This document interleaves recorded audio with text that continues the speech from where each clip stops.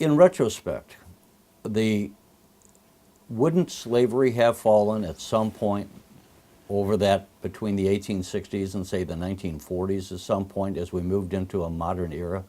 And was the Civil War necessary for those who question it?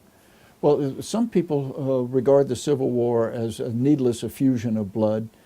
750,000 or so men died in the Civil War. That would be the equivalent of 7 to 8 million today dying in a war.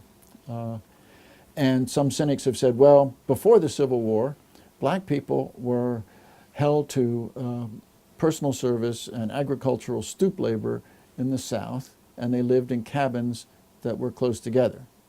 After the war, and after the failure of Reconstruction, black people were confined to agricultural stoop labor and personal service, and their cabins were far apart. And that's what the Civil War brought, separation of cabins. But that's not true. As a result of the Civil War, the 13th Amendment was passed, abolishing slavery. As a result of the Civil War, the 14th Amendment got passed, guaranteeing civil rights, not just for blacks, but for everybody.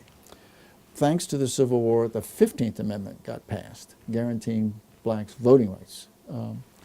Those amendments made possible the civil rights revolution of the 20th century. That would not have been possible. The civil rights revolution of the 20th century couldn't have happened without those amendments. Now you might say, well, public opinion had changed. Well, yeah, public opinion had changed with regard to women's rights too. But what happened to the Equal Rights Amendment in the 1970s? Went down. Why? Because all it takes to block an amendment is 1/4 of the states plus one.